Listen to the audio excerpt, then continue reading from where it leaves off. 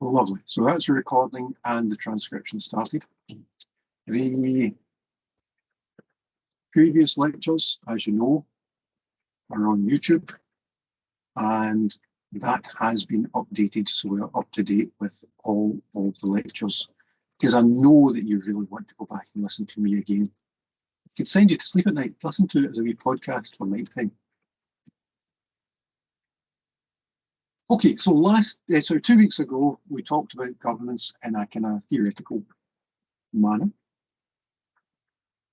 Last week, we looked at governance, and it was specifically for a local authority and how they had thought about implementing it.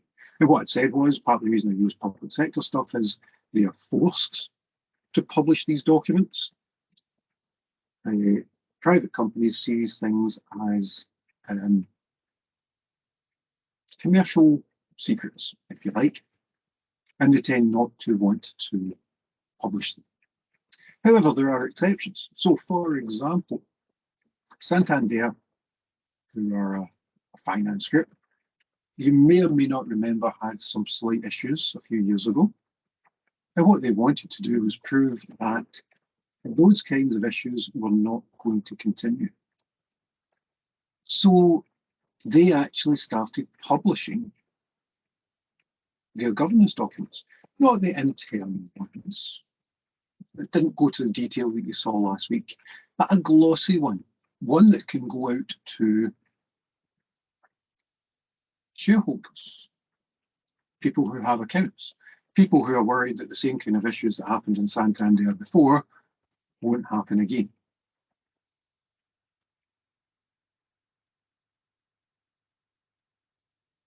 What it is even for what is in essence corporate communications, it's quite long, 60-odd pages, talking about the sorts of things that they are interested in, talking about the sorts of things that they think you should be interested in. And guess what? It's about corporate governance.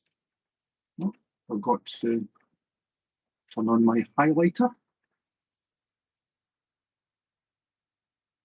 The problem is, when I started doing these online lectures, I wrote myself a wee checklist of all the things I had to set up beforehand. And I've been doing them for so long now that I think I know it. But what I forget is my memory is terrible. So I forgot to turn on the highlighter. I'll need to go back to my checklist. So they're talking about things that they think people will be concerned about. And the sorts of things they think you're concerned about is corporate governance, risk management, compliance. These are the sorts of things that are important to anyone who has any dealings with an organisation. Oh, you're kidding me on. I've got a Bluetooth mouse that recharges, and it's now busy flashing at me to tell me the battery's going. So here's hoping we get through the next hour and a half. It's keen to show that its corporate governance is good. It's keen to show that it knows what it's doing. It's keen to show that it has proper risk management in place so that it doesn't lose lots of money if there's another financial crash. And it's keen to show that it's complying with all the legislation. Santander is a Spanish company, from memory. Not just the legislation in Spain, but the legislation of all the companies, all the countries where it trades. So it's trying to say why it's doing this. And again, it's talking about sorts of stuff that I was talking about before. They want staff, who they are calling their team, to generate customer loyalty. And you remember I told you my anecdote about Apple. Because if you have customer loyalty, you come back again, which means that the people that own the company, the shareholders, get lots of money. There's an interesting one.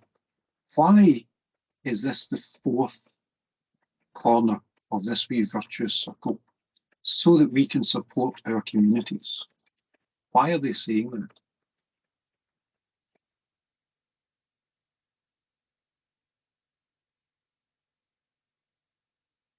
Why do you think they're saying that?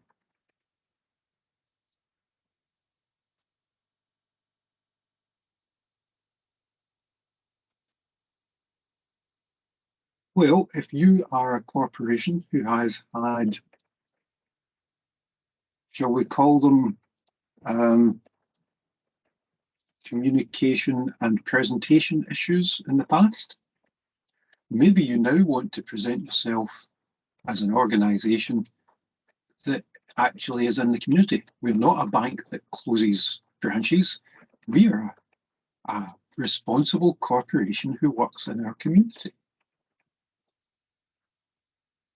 Because remember, this is PR.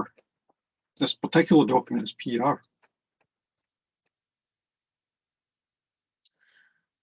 So there's some overview about how it's set up.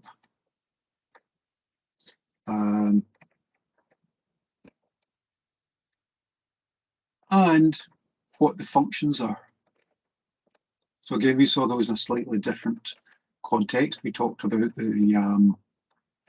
firstly the things that the local authority were doing.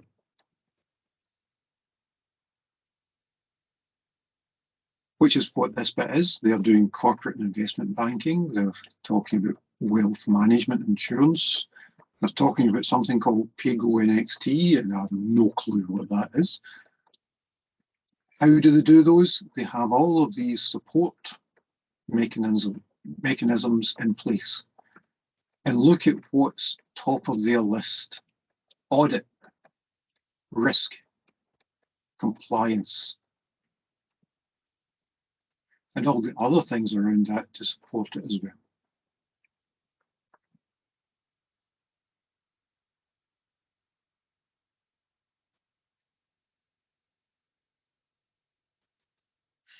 So they talk a wee bit about their operations, what they do. Well, that's right, that's the payment solutions. And then they set their goals. We were talking earlier about goals and whether they would be specific. Now, last week we looked at local authority. The local authority aren't too worried about underlying return on investment or paying out dividends. So these goals are specific for the organisation. And in your assessment, you might want to say that, well, profit is a motive. Of course it is, they're a business. But you probably don't have enough information to say, oh, we want to make X amount of profit. On the other hand, some of the things are common to organisations. Anyone know what the cost to income ratio actually is talking about? What it means?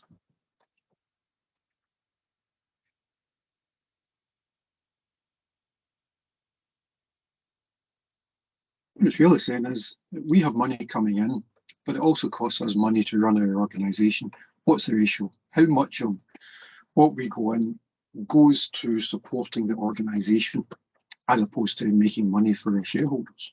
And here what they're saying is less than 47% of our income is accounted for by costs. Different organisations will have different ideas about what that might mean. Staff costs are almost always the highest cost for any organisation. So they're very keen to ensure that they keep those under control.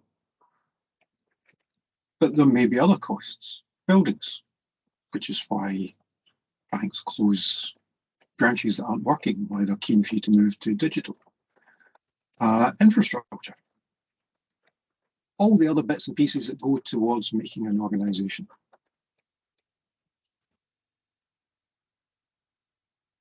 And depending on the kind of business you're in, that may be an issue, it might not be. If you can have fewer people processing banking payments, that's probably good for your company, as long as they process them properly. But if you're in the taking care of people business, if you're a hospital or a charity or health and social care, you need people. And if you cut down on the number of people, you cut down on what you're actually doing. So what I'm saying is these things are important to all organisations, but the level is different. And that refers back to what we're talking about in terms of assessment for this. We all look at the same things, but the conclusions that we draw might be different.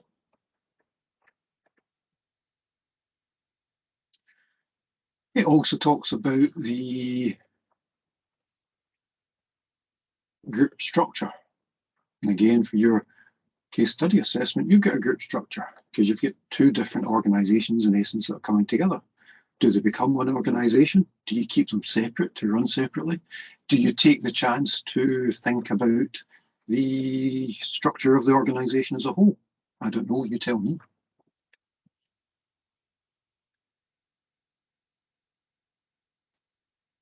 That no matter where you are in the organisation, there is consistent governance.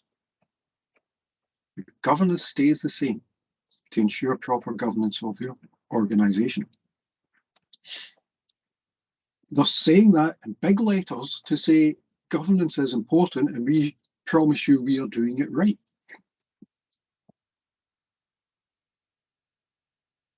Now, it's a 60-page document, so I'm not going to go through all of it in this kind of detail. So again, you've got a link to this in your module material, so have a look at it. I just want to quickly go through and look at some of the chapters. There's a clear one there, corporate governance, how they are doing it, what they think their strengths are. And here's some of the things that we were talking about in principle happening in practice. Independent directors. Directors that are balanced, qualified, and diverse in their composition. In other words, they know about different things to bring those experiences to the board. They have subcommittees supporting the board. Not everybody does everything. And they have regulations to ensure that that happens. So all of these things in here are things that we spoke about as good practice. And they're trying to show that they are conforming to that good practice.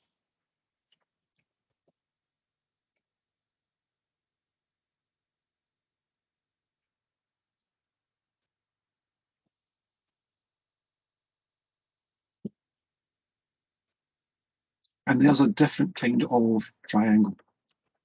Whereas before we spoke about the triangle in terms of governance being at the strategic level, at the management level, and about the implementation level, here we're talking about the pyramid being part of the governance framework itself. So the pyramid for the top part of the pyramid. Annual general meetings, monthly directors meetings, monthly committee meetings, weekly executive meetings. And again, you should be thinking about what's appropriate for the organisation in which you're interested. How often should that board meet? How often should the executive meet? Monthly, weekly, daily?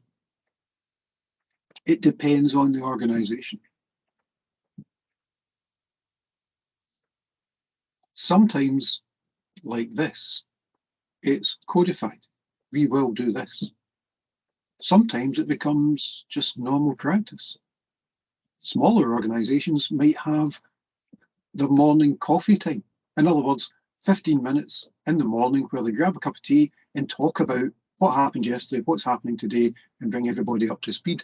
So instead of having a weekly executive committee meeting, they have a daily stand-up, drinking their tea, talking about what's happening, because that might be appropriate for the organisation.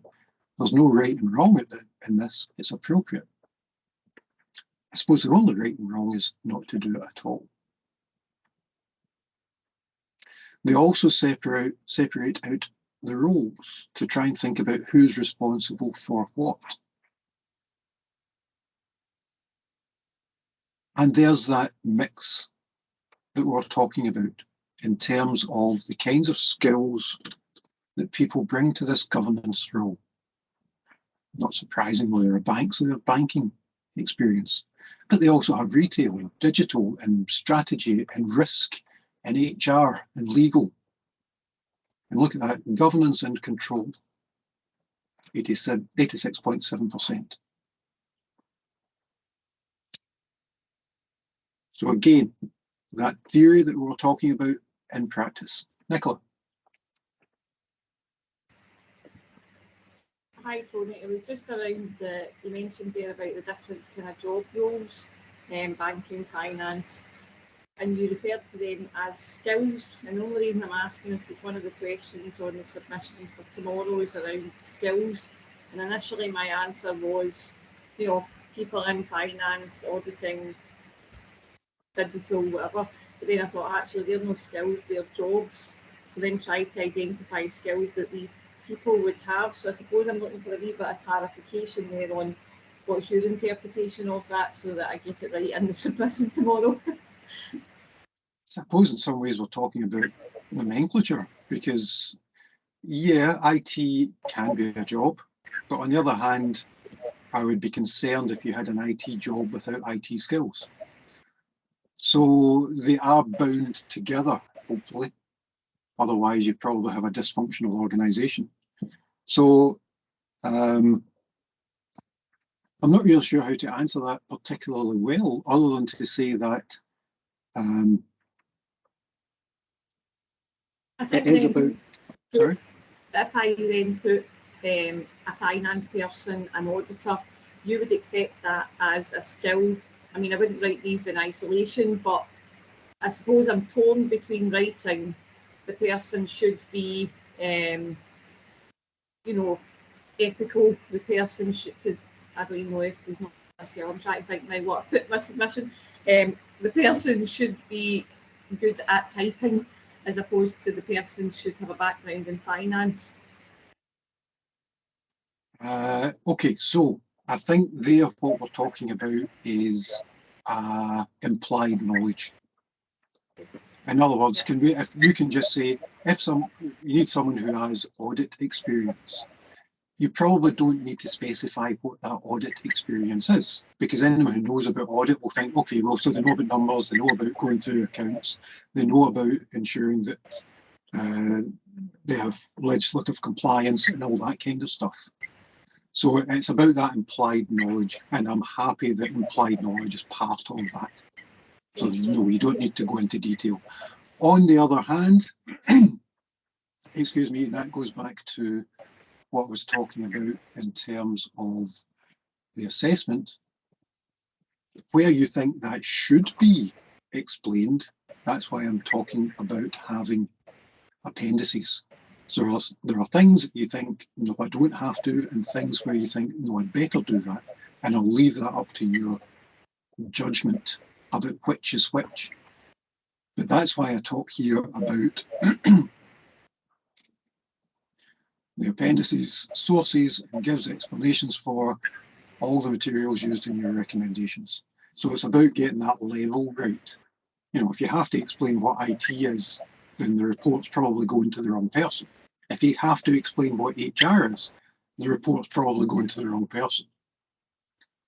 Okay. But you probably do want to say why you want them to have IT skills and why you want them to have HR skills. Does that help?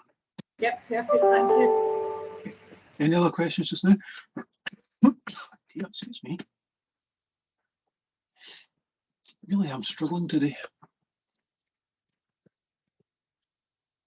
While I'm pretending to wait for more questions, what I'm really doing is opening my packet of mints so I can suck on a mint to see if my throat will ease up a bit. Okay, so they have those skills, and again, they have taken that approach. They've said that they have retail skills. They haven't said why retail is on there, because they expect whoever's looking at this to think, okay, well, it's Santander Bank. Santander Bank run branches. Branches are retail like any other shop. Therefore, you want them to have skills in running shops in that sense. So they have all these mix of skills in order to ensure that they have a balanced board. Some of them have more skills than others, it has to be said. Some of them, and I'm looking across this line, are more specialised, like legal. Now, I have a moderate working knowledge of legislation as it applies to my area, but I'm certainly not a legal expert. And they are two different things. On the other hand, my area is IT, and I have knowledge and deep knowledge of IT, but again, not all areas. So it does depend.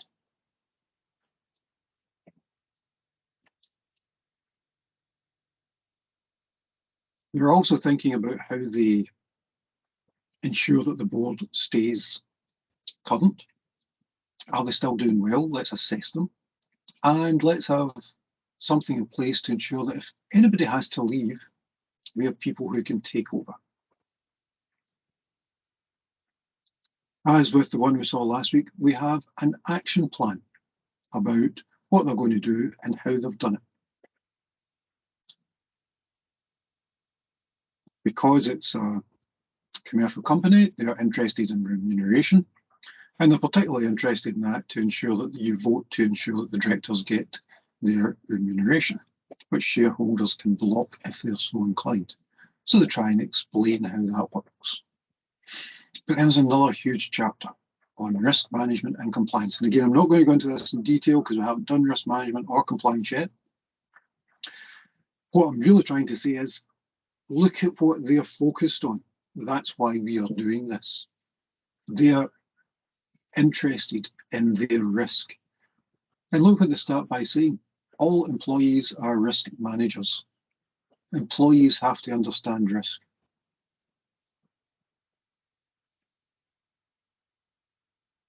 It's not just about having a specialist person who does this. It's about having that culture in the organisation to say, no, everybody is responsible for this. So, as I said, I'm not going to cover this because we haven't done risk or compliance.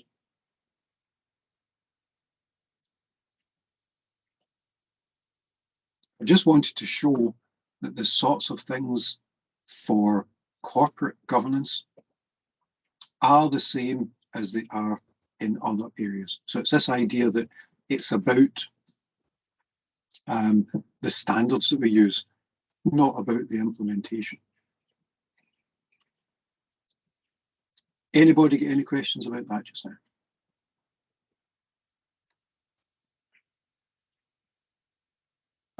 One question at that junction. Looking at the Santex governance document, you skip the aspect of risk and compliance, but now we are split into three. Now talking about the whole structure of a company, it involves everything. When you're talking about governance, you have to look at the risk and the project, and in case of anything like that, in case you said somebody want to fall from a ladder, is an accident rather than what is preempted. Now, dividing all this thing in three phases, when we are writing governance, do we still have to talk about the aspect of the risk and the compliance in the paper? Thank you. I've deliberately split them up to allow you to have a think about them and to allow you to originally, as you know, this was going to be one submission. I'd split them up in order to allow you to start writing about governance as we were talking about governance. So you didn't get to the end of this series and only then start to write about what we were doing. That's not to say there aren't bits where they overlap. If you don't have good governance, you're unlikely to have risk management in there, because part of good governance is knowing that you have to do risk management. So there are crossovers. And that's where the kind of final report comes in. The question I think you're asking is more about the assessment. And in this particular case, what you can do is just think about governance on its own as a standalone approach. And that goes back to this idea that we want to have standards in our governance, and those standards are similar no matter what the area, no matter what the company. The only difference is how do you implement them for that particular organisation. So for your first submission, you can just talk about governance. If you want to bring in other things, feel free. But you can just talk about governance. Similarly, you can just talk about risk. Because we do have risk managers, and that's what they think about. So you can just talk about risk as a standalone. But then when you get to your final submission, I would hope that you would bring them together to have an overall document where it references other things as well. Does that help? Yes, thank you very much. Okay. Any other questions just now?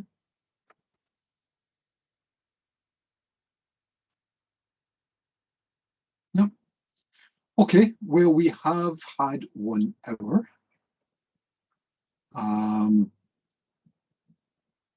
So I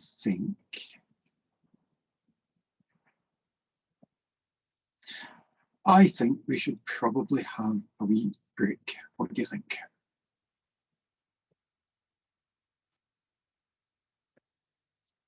I'm seeing some thumbs up from people that are desperate for a cup of tea. All righty. I did have some feedback from last week that 5 minutes was actually quite neat to make a cup of tea. By the time you get out to a kitchen somewhere. So, well, we have 10 minutes and I'll see you back here in 10.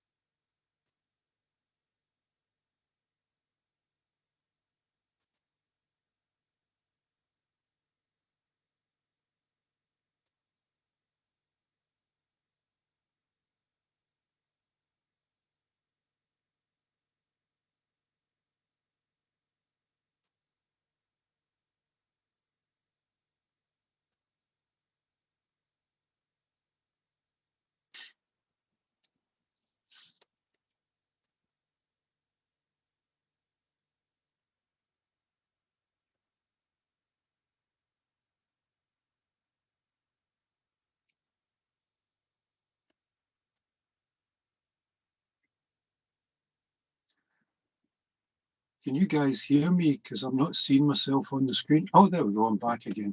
Don't know what happened there. Right. Hope we all managed to get a cup of tea. I know I did. Did anything occur while we were taking our break? Any questions before we move on?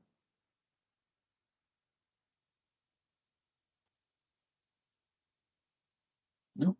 Okay. So the presentation I want to give today is... Sorry, Tony, can I just interrupt? The screen still says 4.5 minutes, so I think some people might still be away, and that's why no one answered. No, that's because I accidentally went onto the 5-minute countdown and it started again. Started so if again. I go into this, it will go 15 minutes. So, no problem, sorry. It's my fault. Excuse me. Yeah, so the lecture today is kind of about governance, but more about why we do governance, because part of what we were talking about when we were going over governance principles was why we're doing it. And what we said was, we want to get better.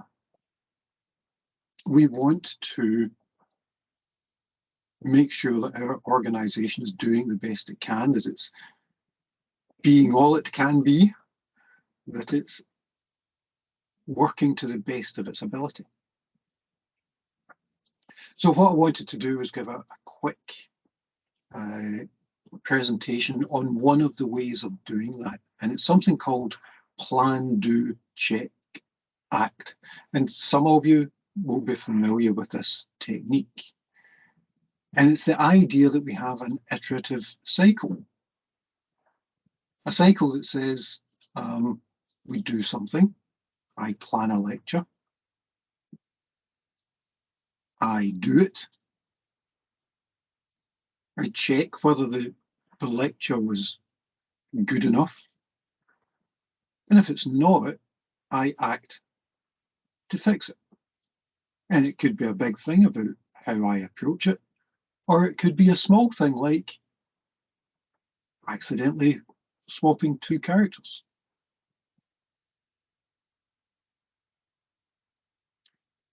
Idea though is that we iteratively improve. We never stop. Because once we've gone through this cycle, once we've made the plan, once we've done it, once we've checked what the outcome is, and acted to fix it, we plan again, and we keep going round and round that virtuous circle to make sure that we're doing our best.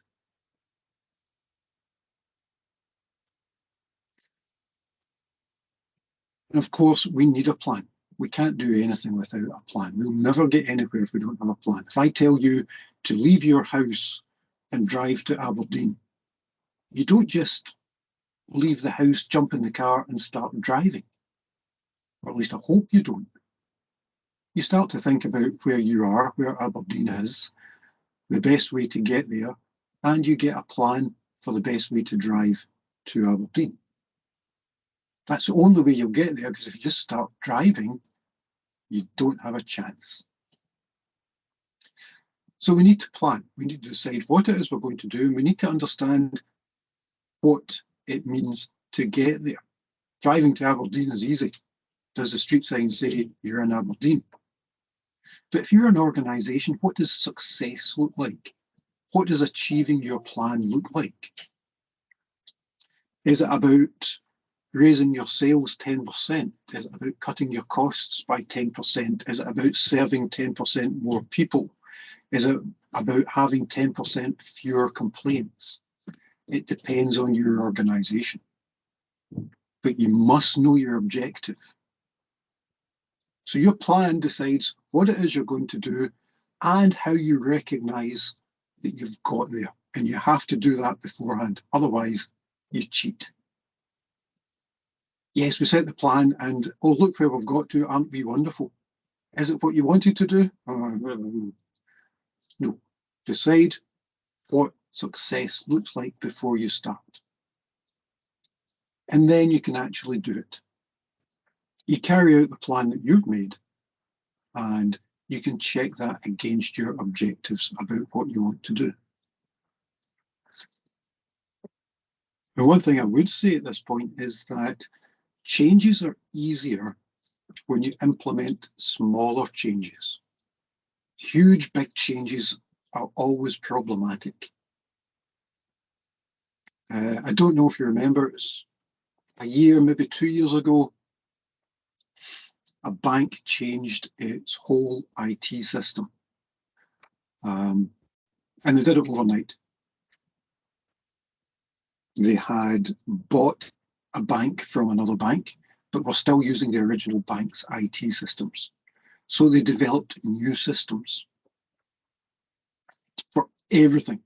For every system that they were doing, they created new systems. And then they decided they were going to change overnight.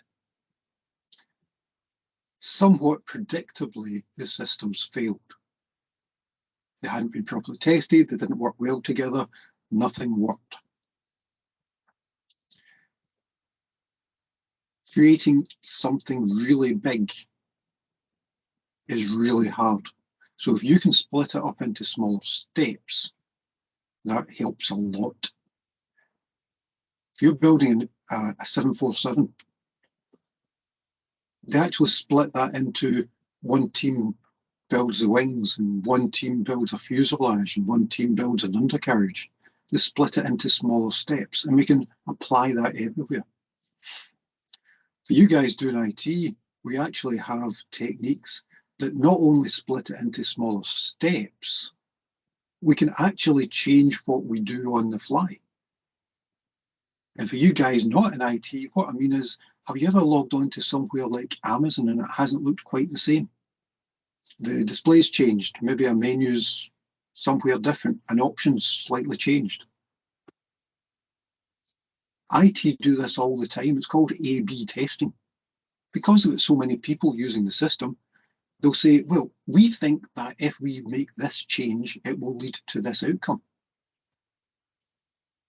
And they do it, but not for everybody. So the people who are doing it, sorry, excuse me just a moment. On the door, on the door. What door? Front door. Right, okay.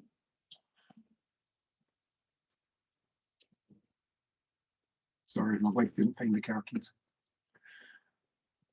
So they'll make two different versions, one with the new plan, the menu in the top right, and one with the original plan, menu at the top left.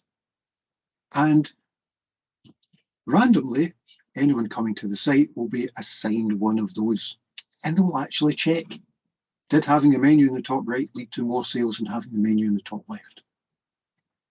Not everywhere can do that, but there are still places where it can work. You can check, you can make small changes and check whether they're working before you commit to them. And checking is important. You always have to check. You figure out what you've done, you figure out the consequences, good or bad, and you check them against the results that you, the aims that you set yourself right at the start. And actually, part of that is deciding whether you were testing the right things, because the law of unintended consequences can dip in at this point. And the change that you make for one thing might affect something else. So you have to check to see whether you are testing the right things. So you've made your plan, you've implemented it, you've checked whether it worked, and then you can act again.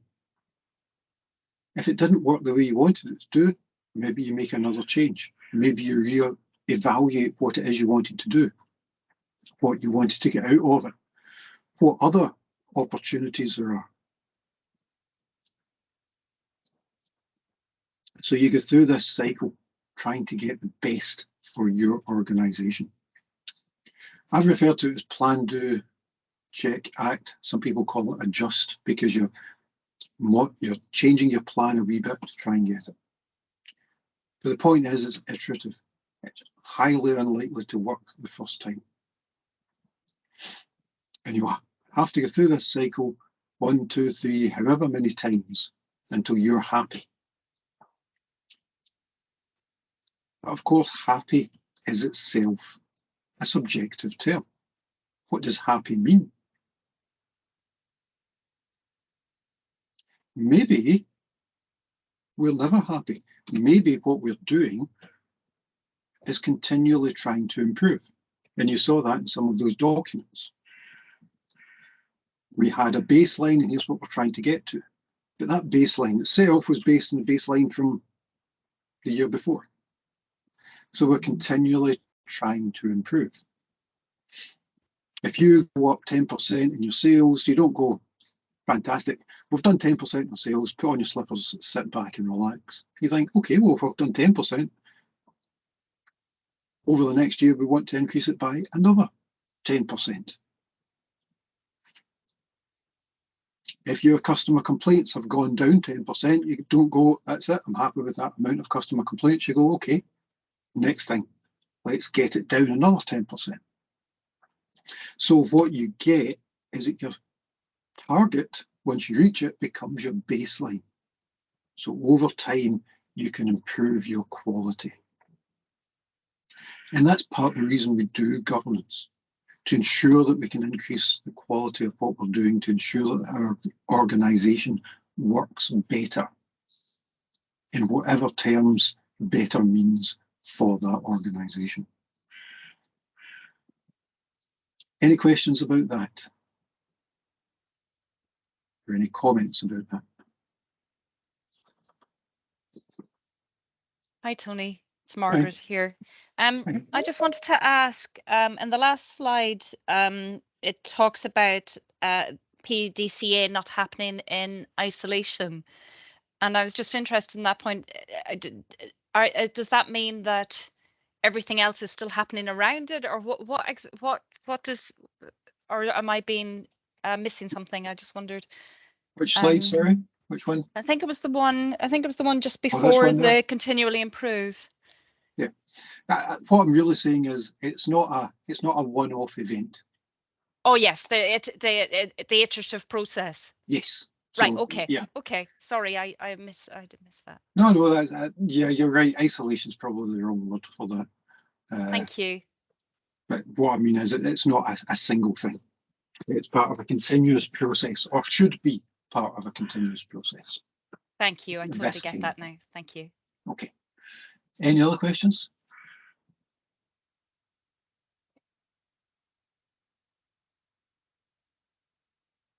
Okay. So the last thing I want to do is just talk about how we might make that plan. Because we're saying, oh yeah, we'll make a plan. How? What should the plan be? What sort of information should be used for that? So, like a lot of these things, and once you start reading up on them, you'll find lots of different approaches you can take. It's a short course.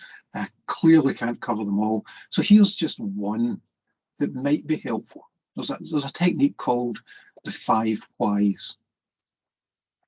And the idea is we think about a problem. Here's an issue that we have.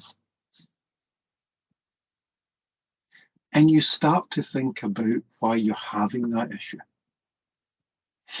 So you're running a small delivery company. Oh no, tell you what you're doing. You're running a white goods company with service vehicles. No, I'm not going to cover that one. We'll go back to the delivery company. But you're still running vans, and those vans have to get to places at certain times, and you're finding that there are delays to the deliveries. And the question is, why? Why are those delays happening? Are the drivers too slow? Are the roads too busy?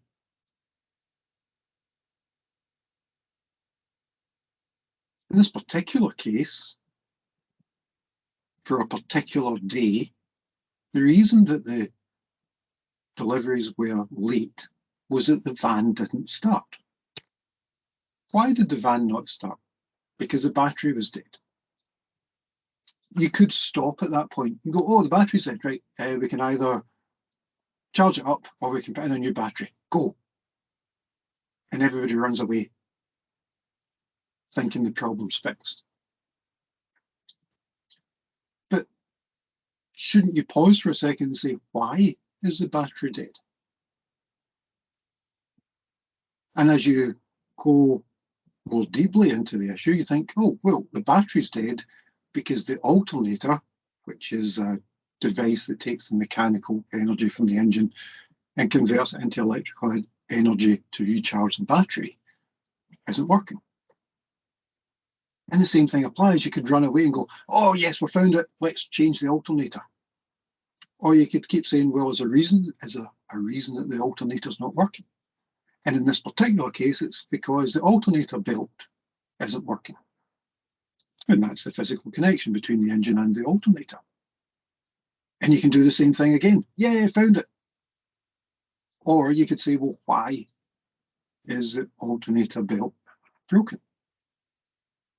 And like a lot of things in the car, an alternator belt has got a service life and should be replaced regularly.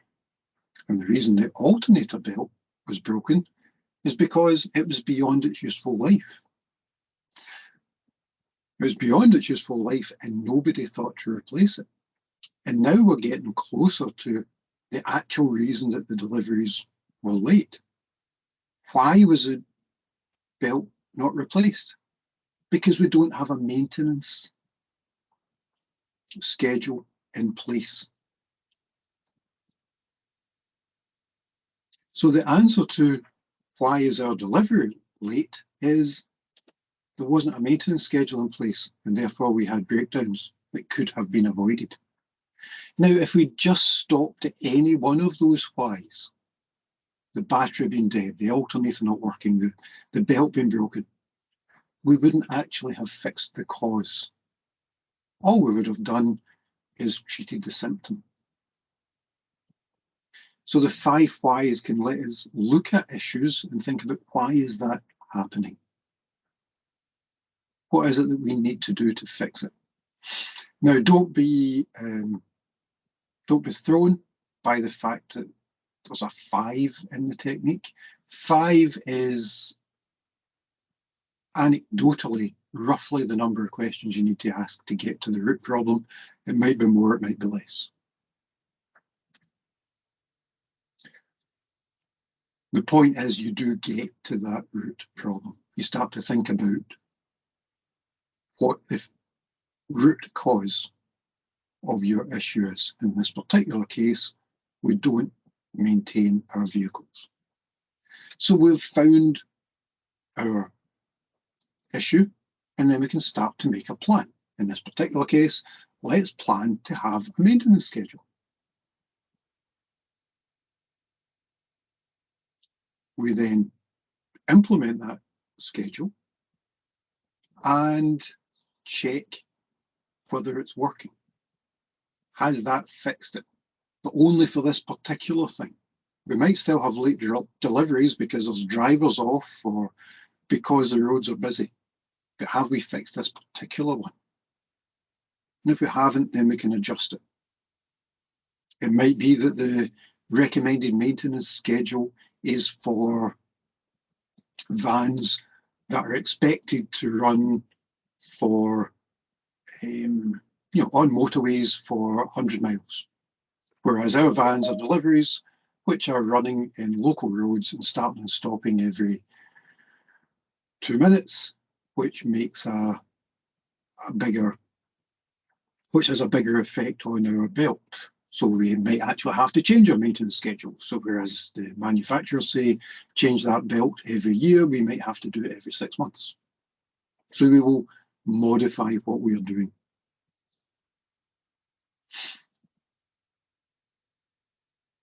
We also have to remember that that may have knock-on effects. It's all very well saying we will implement a maintenance schedule, and that's good. But there's things around that. We will need someone to do it. There will be a cost attached. There will be time. It takes time to do the maintenance. And it may be that the van is now going to be out of action for a day. And that will have knock-on consequences. Do you have enough vans to cover when that one's getting maintained? Do you hire one in? What do you do? And anybody that's been sitting at home for a couple of years, seeing the delivery vans, will see that every so often it's not the same van that comes down, it's a hire van. And that's exactly what's happening. Their own vans have gone, they've brought in something else to cover while we're fixing it. So you can approach it, and again, you can read about different ways of how to approach the 5 whys or any other of these techniques that you think is worth using. But the outline becomes the same. You do have to get everyone involved, including management.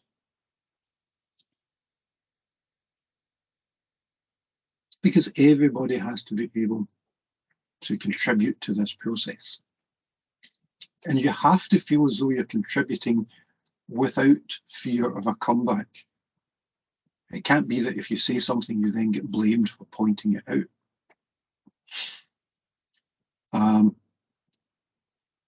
So you have to think about the issue. You have to think about what are symptoms, the battery's dead, and what are causes, no maintenance. And you have to think about that process, that cause and effect that works its way through.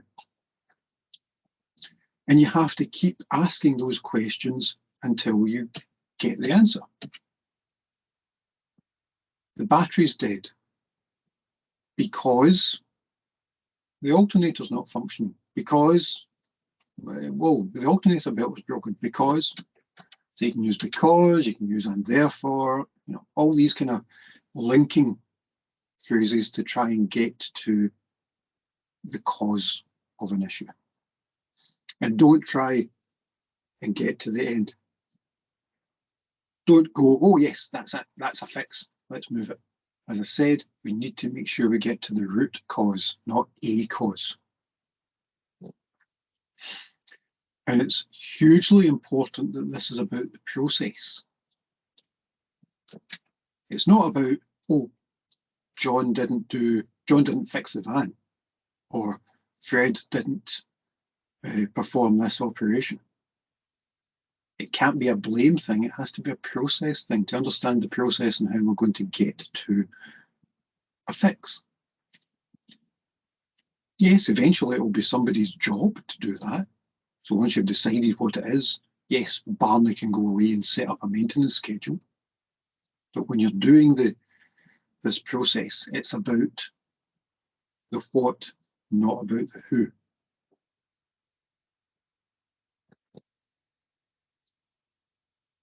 And often, for a lot of organisations, it's important to take your viewpoint and swivel it away from your organisation outwards. Because for most organisations, there are customers. And you know something? The customer doesn't care that it was driver absence or busy road or maintenance schedule. They want the stuff to arrive on time. So think about question from the customer's point of view. So that's just a quick run through one of the techniques that people use to try and make the organisation work better, because that's the idea of governance. We're trying to get the best organisation that we can. Does anyone have any questions on that? Yes, Tony, I have a question based off of this van example. Now, where you're identifying the root cause stopped was at the problem with the van. Now, if I was approaching this on my own, for example, without looking at your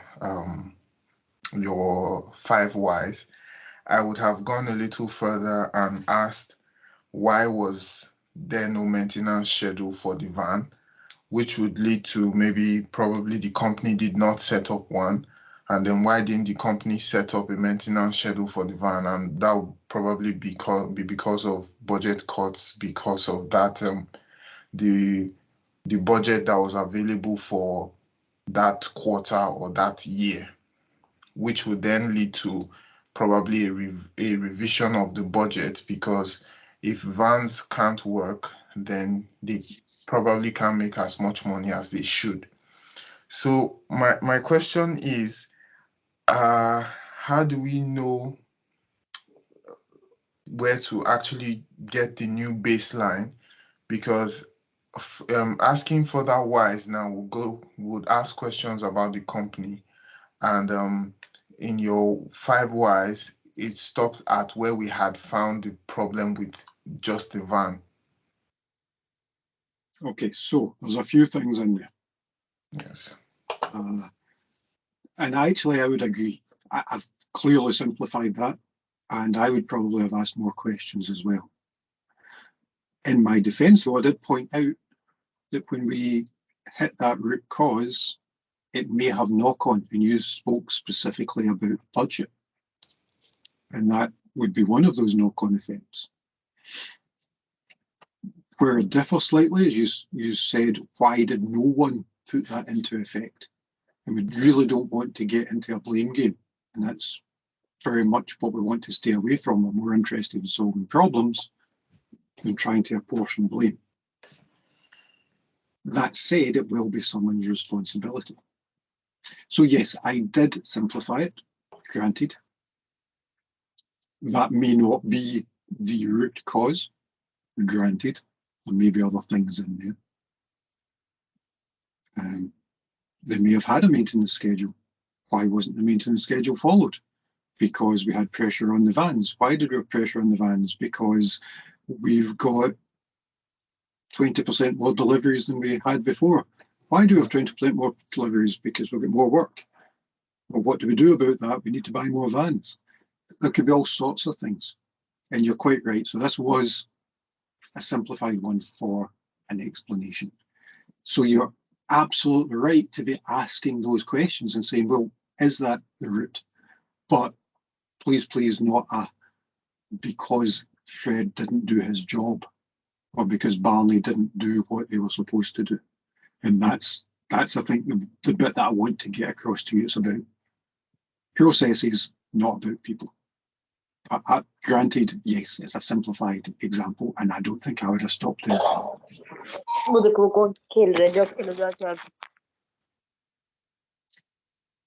Okay. Yeah, that's fine. Any other questions? Hi, Tony. Yeah. Yeah, just to clarify something about what Emmanuel just asked, and then the answer you gave.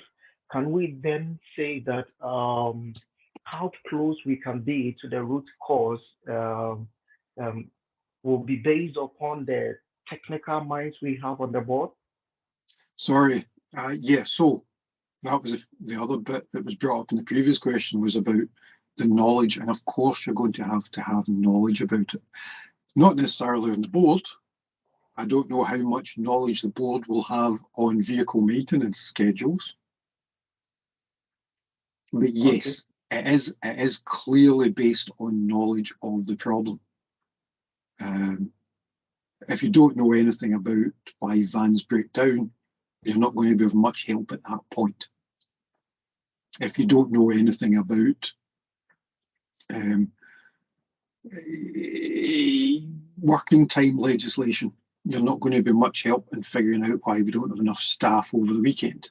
You know, that kind of stuff. So it's about having enough skills to understand the problem and suggest possible reasons and fixes.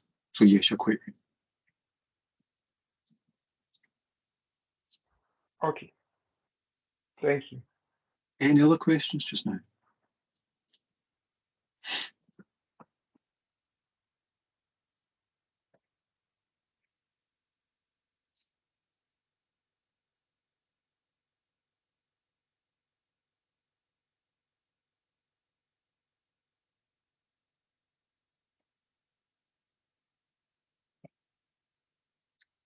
Okay, I'm not seeing any questions, so let me stop the recording and the transcription.